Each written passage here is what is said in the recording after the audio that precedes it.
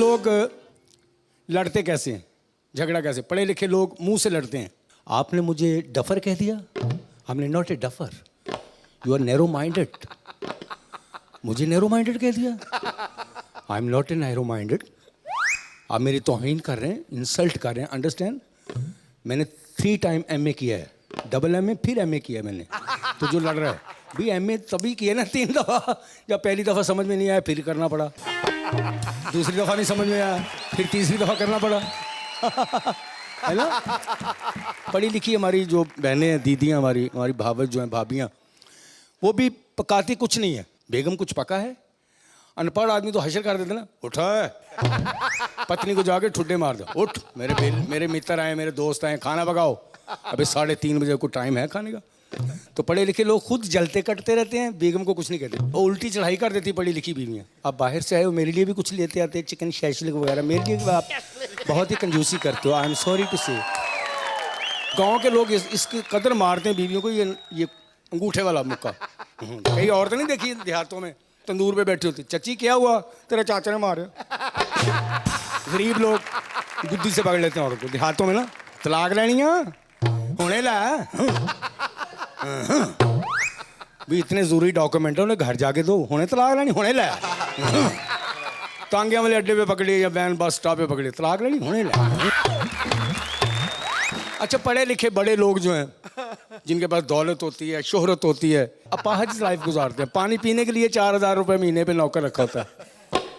पानी पिलाओ भी, सामने कूलर पड़ा, उठ के पी लो, तुम्हें गैंठिया हुआ जोड़ों का दर्द है, सामने कूलर है, पी लो भाई। अंग्रेज लोग क्यों फिट हैं? वो काम करते हैं। हेलो हाउ, खाते भी कम है, आधा बर्गर खाया, आधा पेप्सी पिया। Oh how you fine tomorrow toy may. हमारे इंडो पाक के लोग खाना ही इतना खा लेते हैं, हशर हो जाता है, बैल ही नहीं नजर आती मोबाइल की।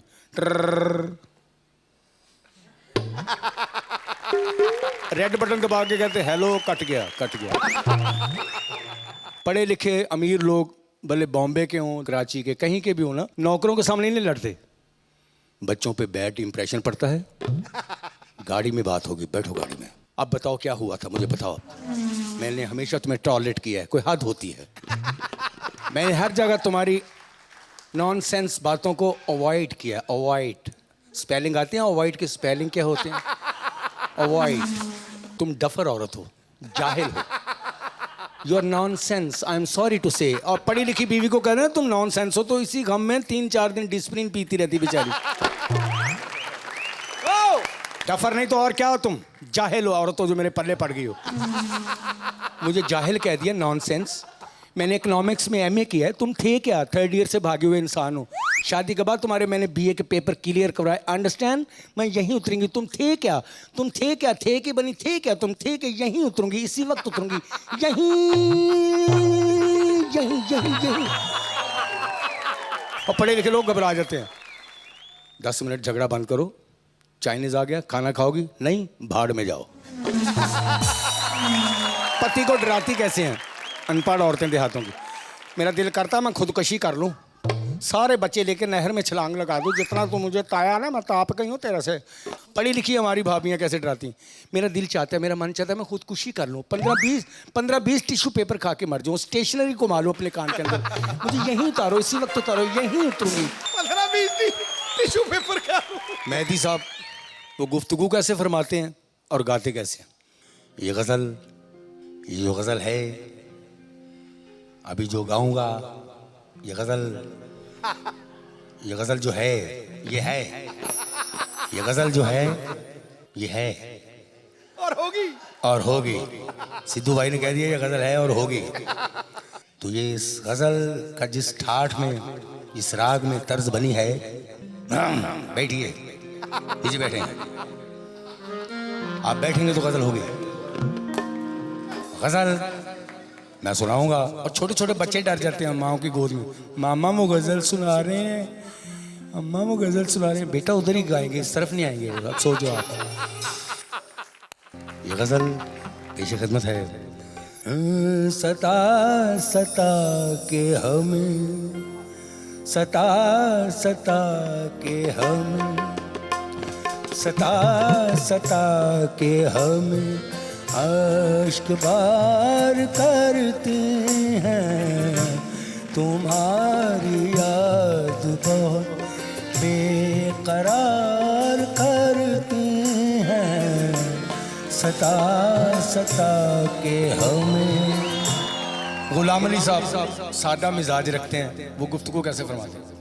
ये जो गज़ल है मैंने फिल्म निकाह के लिए गाई थी, तो वैसे ये प्राइवेट गज़ल मैंने कराची से रिकॉर्ड की थी। तो मैं ऐसे ही जहाज़ में जा रहा था, एक दफ़ा बैठा तो जहाज़ में बैठे बैठे तर्ज बन गई। आप इसे महंगी तर्ज भी कह सकते हैं, रिटर्न तर्ज भी कह सकते हैं।